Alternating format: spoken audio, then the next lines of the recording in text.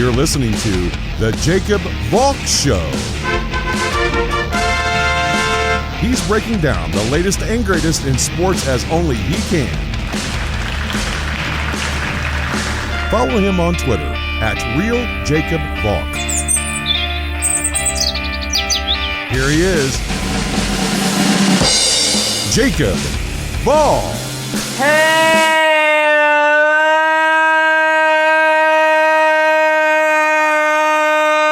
sports fans. Welcome to another edition of the Jacob Valk Show. I am the Jacob Valk, except no imitation. I've got to start with Seahawks Rams. What did I tell you about the Seahawks? They are a weird team. I think you saw their weirdness yesterday. They have Russell Wilson, one of the best quarterbacks in the NFL, probably a future Hall of Famer, yet they're only able to put up 3 points in the first half. Meanwhile, their defense steps up and limits the vaunted Sean McVay offense to only 3 points in the first half. I mean, it was kind of funny.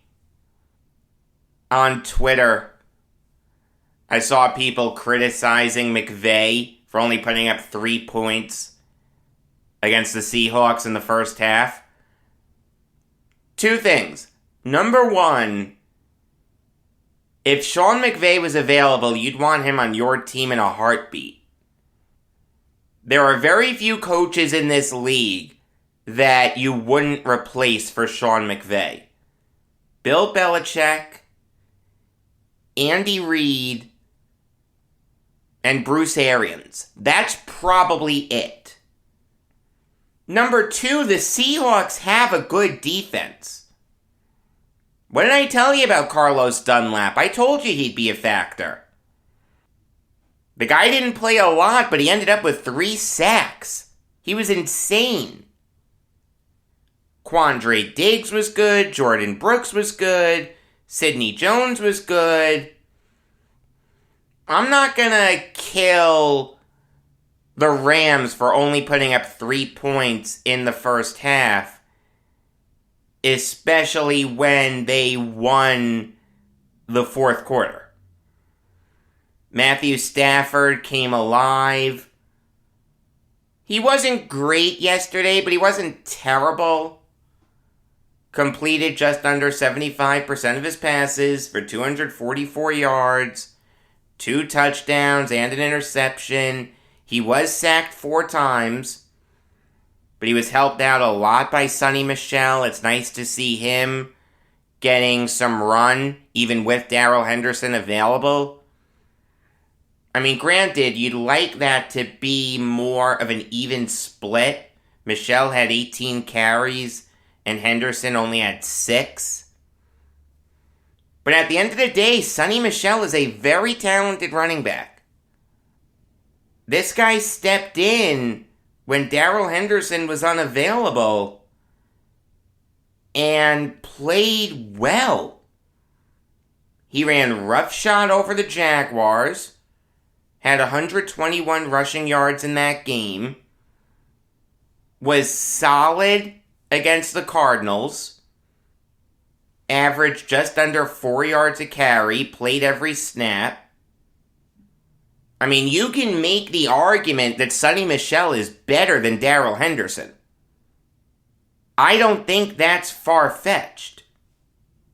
But at the end of the day, you don't want Sonny Michel being your bell cow running back. He's not that guy. He's a timeshare running back. That's okay. You just gotta use him correctly. Now, granted, Michel was the lead dog yesterday, and he had 18 carries for 92 yards. He was good. But in a perfect world, that's not what you want to see. Of course, no conversation about the Rams is complete without Cooper Kupp.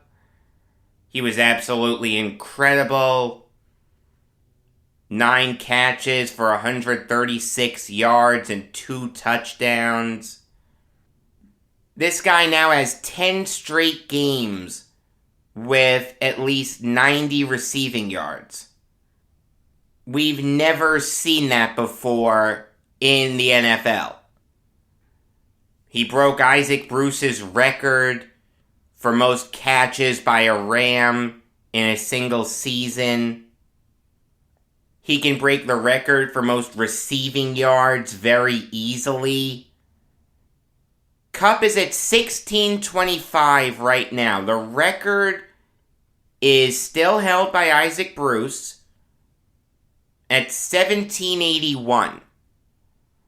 So Kupp would need to get 157 yards to break that record. He has 3 games to do that. Yeah, he's breaking it.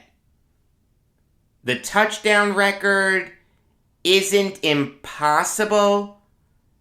That's held by Elroy Crazy Legs Hirsch with 17.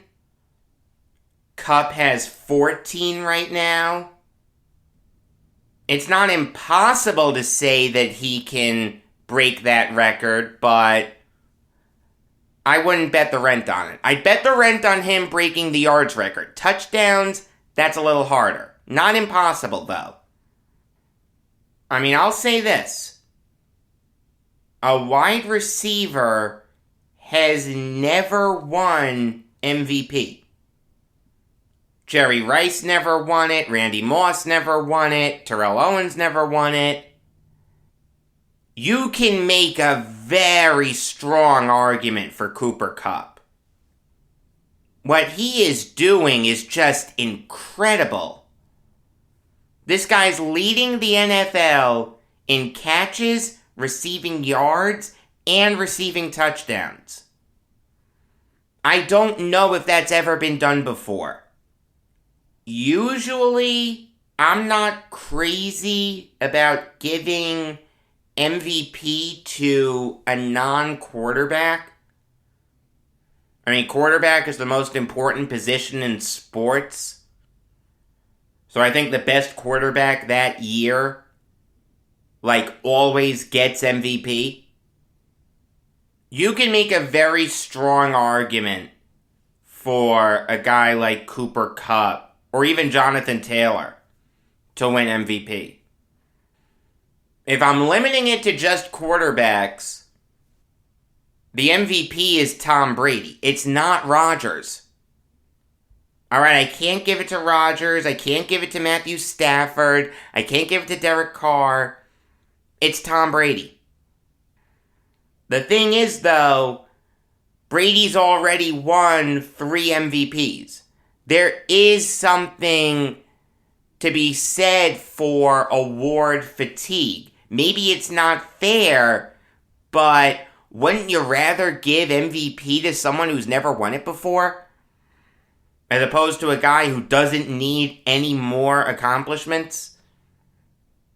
Look, if Brady won it, I wouldn't be upset. But I think you can make a very strong argument for Cooper Kupp or Jonathan Taylor. And obviously, Von Miller and Aaron Donald were wrecking balls.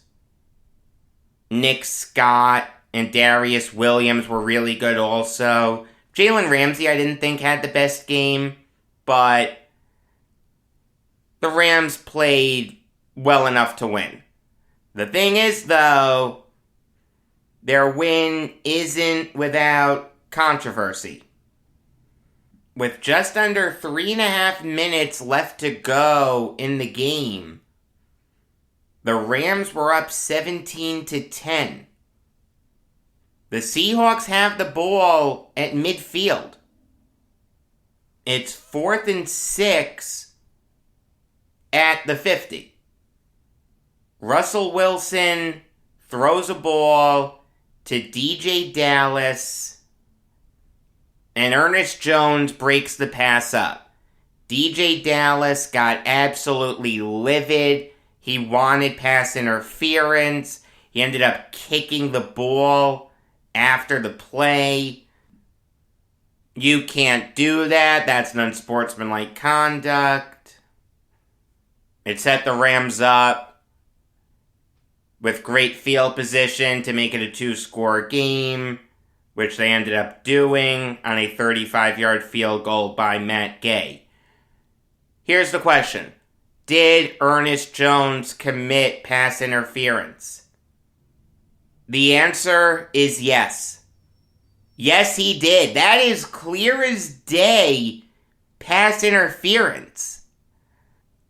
The only thing I will say in the referee's defense is that live time, when you saw it for the first time, it looked a lot more bang-bang than it actually was. But then when you slow it down, I mean, it's clear as day pass interference. You remember when pass interference was reviewable? Would have been interesting to see if the referees would have overturned that, if Pete Carroll had challenged that. Look, at the end of the day, I'm not going to scream bloody murder about that no call.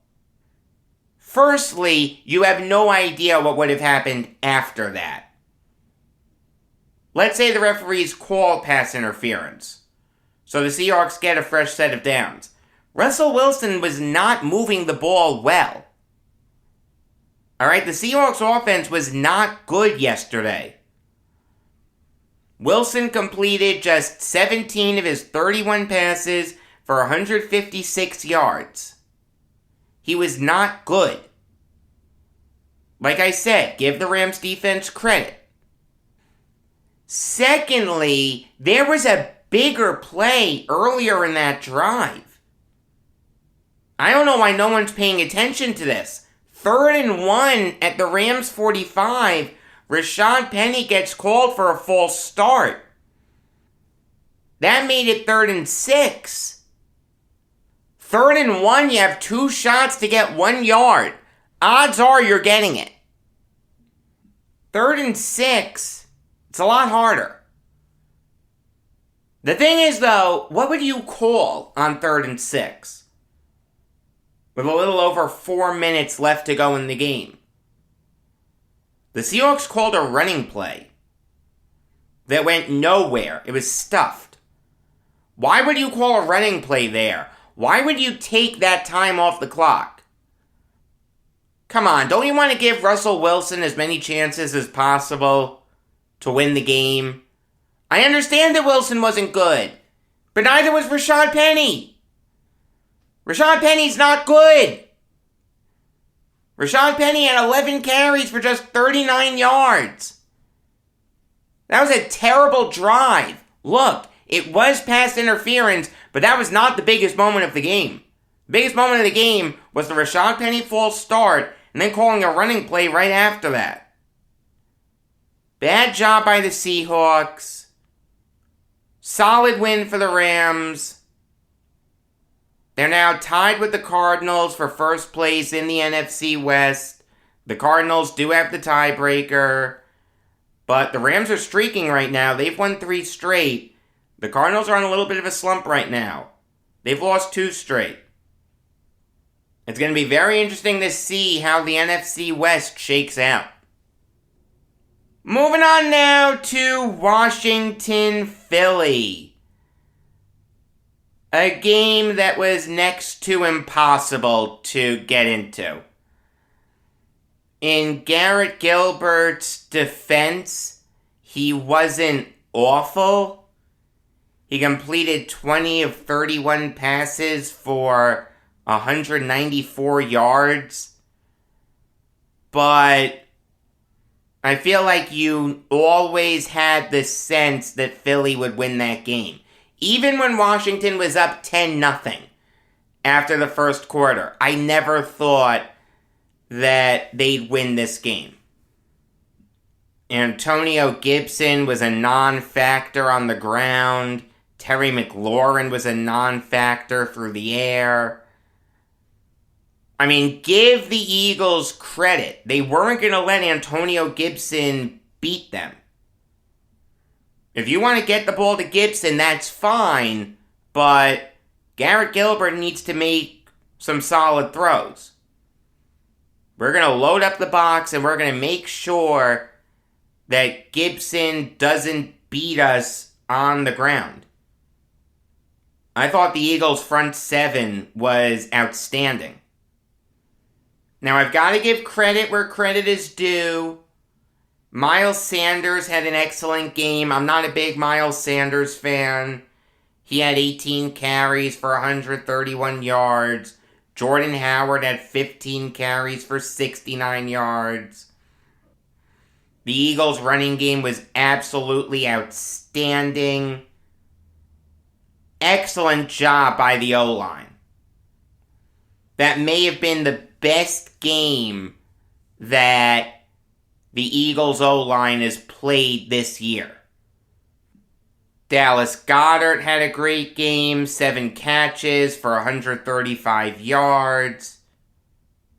He was excellent against the Jets and was really good against Washington. See what happens when Zach Ertz is no longer there? Goddard can do his thing. Jalen Hurts had a weird game. He completed 20 of 26 passes for 296 yards and a touchdown.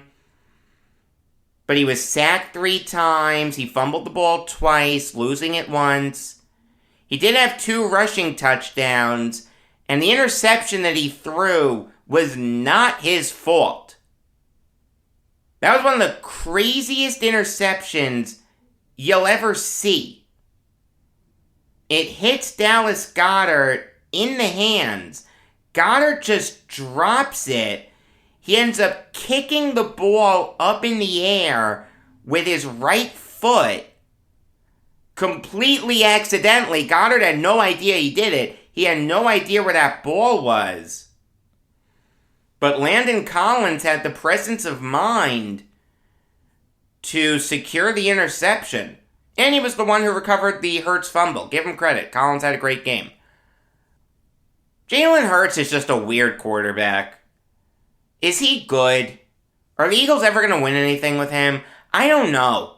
I honestly have no idea.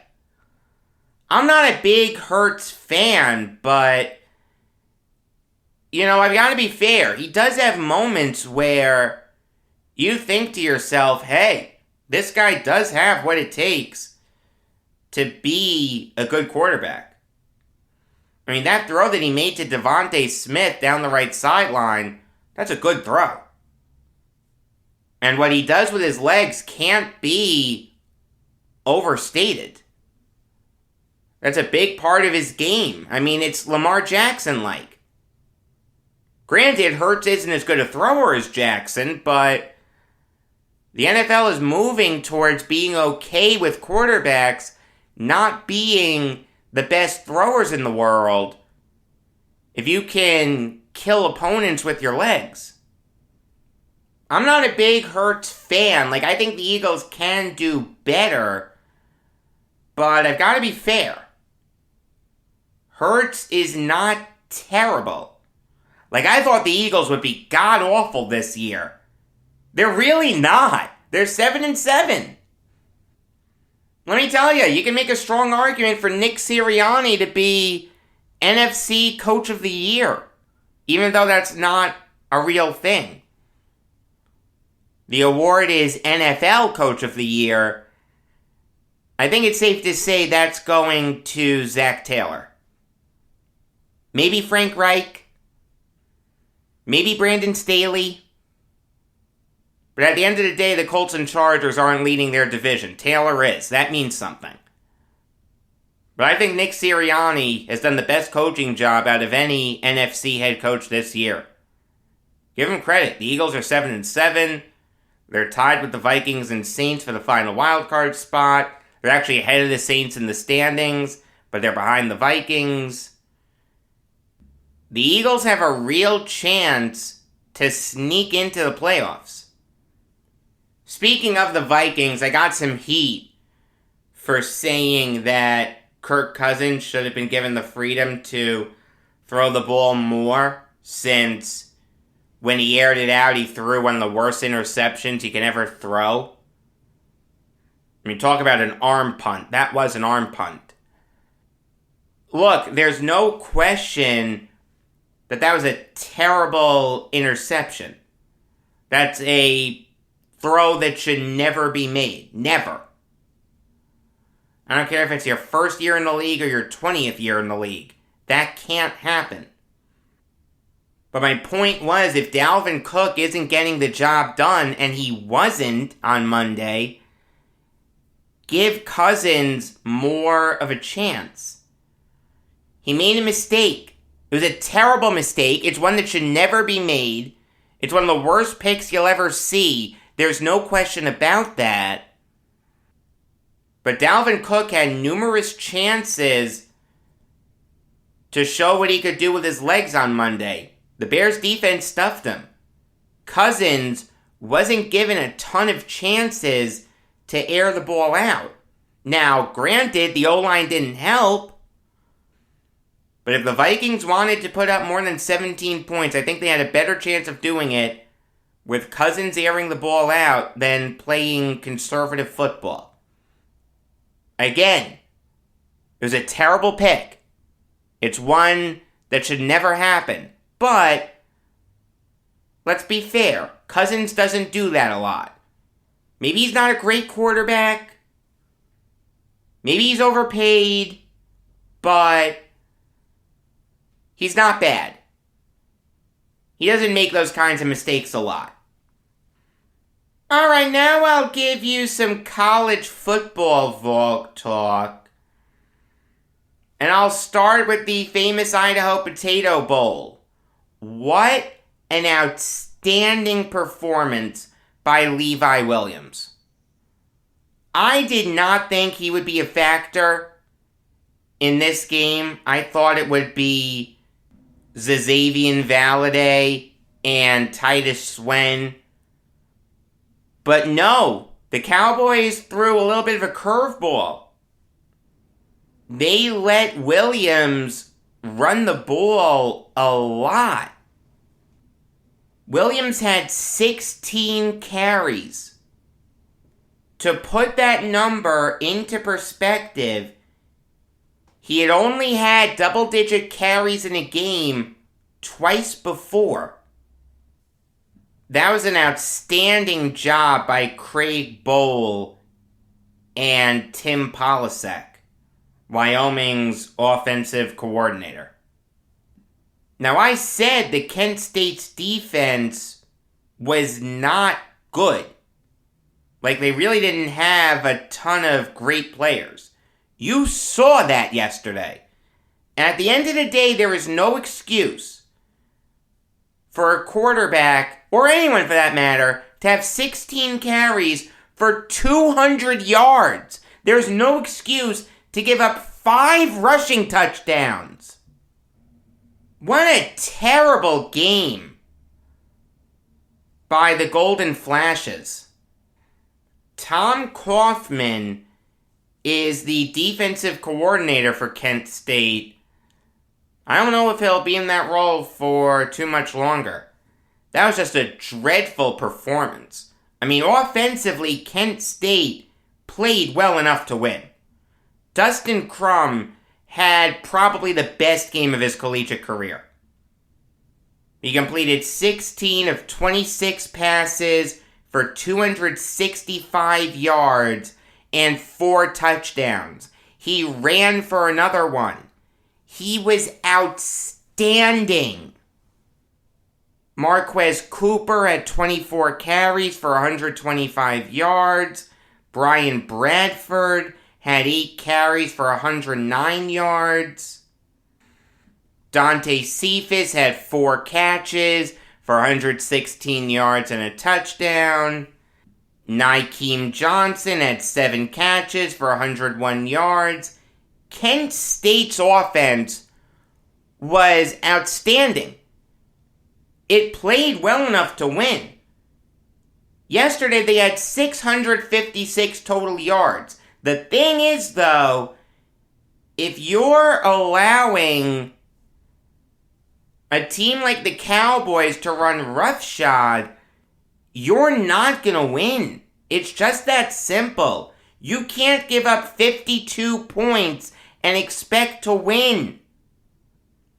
A really disappointing performance by Kent State. I feel really bad for Dustin Crum. I feel really bad for guys like Cooper and Bradford and Johnson and Cephas, guys who played well enough to win. At the end of the day, their defense just let them down. That's got to be such a helpless feeling. You're doing literally everything possible to win the game for your team. All you need is for your defense to get a stop or two, and they just get run over constantly? I mean, granted, that cuts both ways. I mean, how many games have we seen where the offense does nothing, but the defense is keeping them in the game? It's got to be so weird. At the end of the day, football's the only sport where you only have to play one side of the ball. Baseball, unless you're playing DH or you're pitching, you've got to hit and you've got to go out in the field. Hockey, unless you're the goalie, you've got to be productive on offense and defense. Basketball, you've got to be productive on offense and defense. Football, you don't. It's got to be such a helpless feeling if you're doing everything you can to win, but the guys on the other side of the ball are just woefully ineffective. It's got to be such a terrible, terrible feeling. Moving on now to the Frisco Bowl. San Diego State versus UTSA. And I owe you an apology. I told you to look out for Sincere McCormick. After all, he was one of the best roadrunners this year. Had just under 1,500 rushing yards and 15 touchdowns. He was insane. The thing is, though, he didn't play in the game yesterday. He opted out to preserve his health for the NFL draft. I hate when players do that. The biggest game of the season, and you're sitting out for a selfish reason. If you really boil it down to the ground, to preserve your health, your draft stock.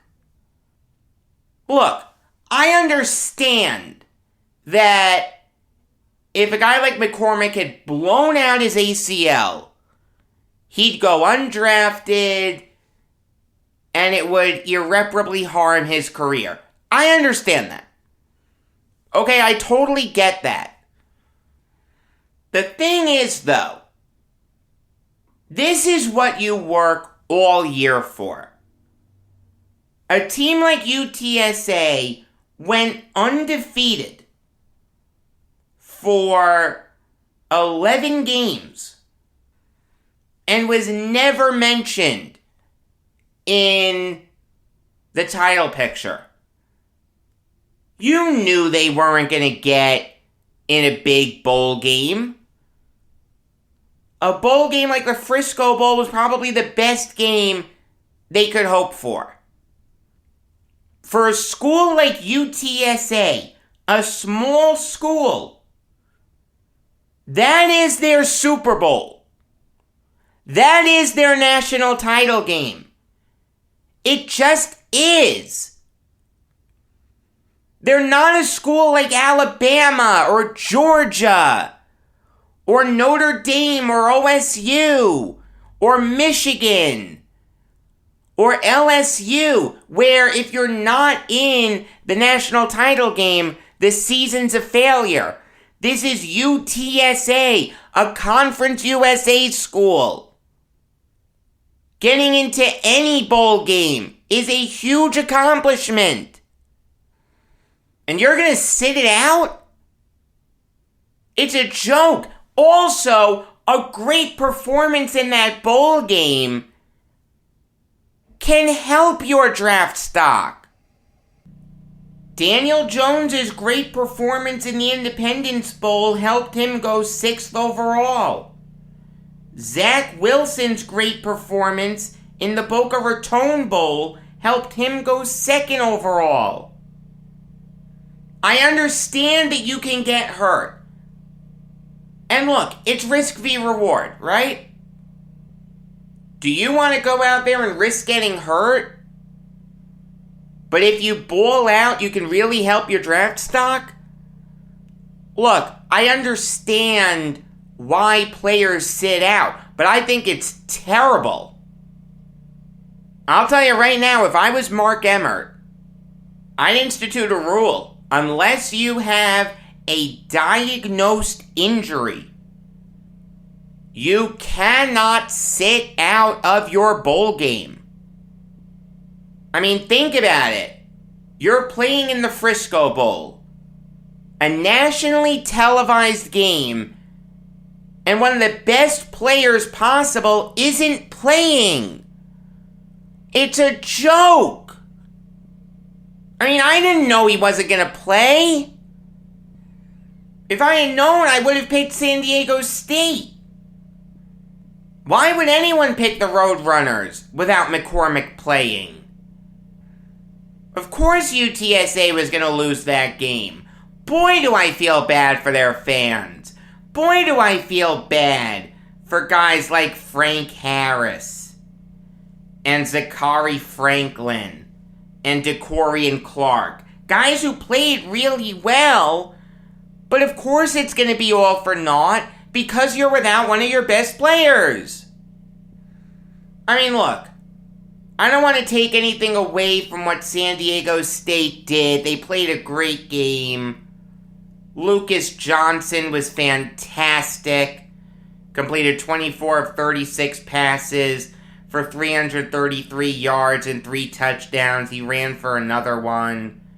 Greg Bell had 26 carries for 101 yards and a touchdown. Jesse Matthews was excellent.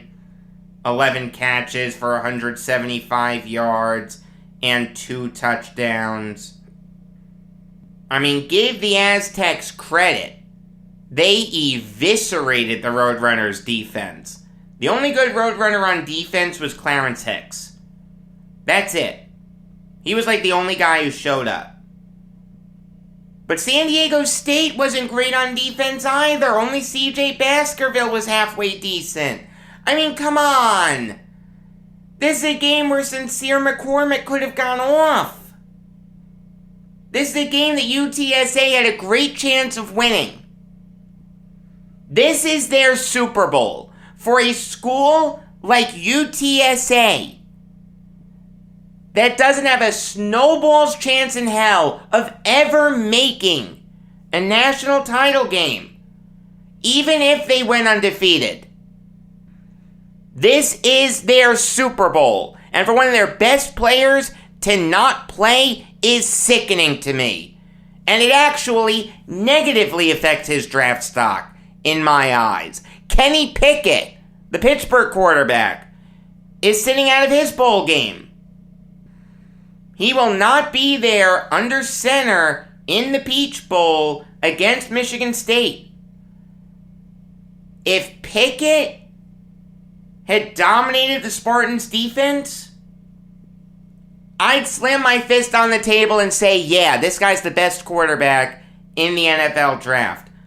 But now, if Matt Corral dominates Baylor in the Sugar Bowl, I may move Corral up over Pickett. Right now, Pickett is ahead of Corral. But if Corral dominates the Bears in the Sugar Bowl, I could see myself moving Pickett up. To sit out a bowl game unless you actually have an injury is just a joke. It makes no sense to me. I understand not wanting to play hurt. I understand not wanting to exacerbate an injury. But if you're 100%, and that's what guys like Pickett and McCormick are going to say to NFL teams, yeah, I'm fine, I'm ready to go, I could play tomorrow, play in your bowl game.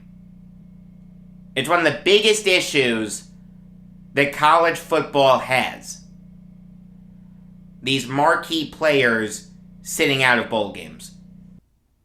Alright, now it's time to preview the Armed Forces Bowl. We've got Missouri taking on Army. I am sorry, Tigers fans, but I don't see how you're winning this game. Firstly, you're starting your backup quarterback, Brady Cook, because Connor Bazelak had a really bad end to the season. I mean, he was just dreadful towards the second half of the season. So now you've got a guy in Cook who no one knows anything about. He's a redshirt freshman. He's going to come in and beat a really good Black Knights defense? I don't think so. Also, Tyler Beatty, the excellent running back for the Tigers, is sitting out of this game. Now, he supposedly does have a real injury, so I'm not knocking him for sitting out. No one wants you to play hurt and risk your future. If he was 100% healthy, play. But he has an injury, so I don't mind him sitting out. The thing is, though, this just means that you have the B team on offense going up against one of the best defenses in the nation. Army does have a great defense. If Missouri's going to win this game, they've got to keep it a low-scoring game. I'm looking at guys like Chris Abrams-Drain, Isaiah McGuire, Caleb Evans, and Mekhi Wingo to make Army's life very difficult.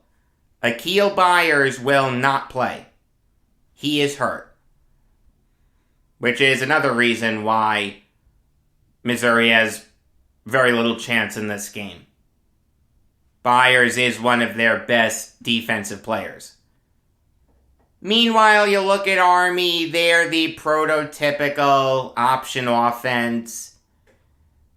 Their passing attack is basically just screen passes, short passes. It's an extension of their running game. It's going to be option run after option run after option run. And against a Missouri defense that is without one of their better players in Byers, I don't see that ending well for the Tigers.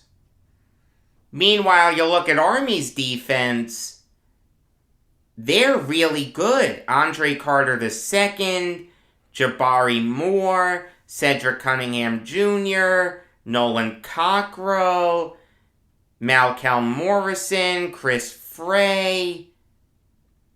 Look, Army suffered a big upset recently. They lost to Navy at MetLife Stadium. So you know that Army's going to be ticked off. You know they're going to want to avenge that loss.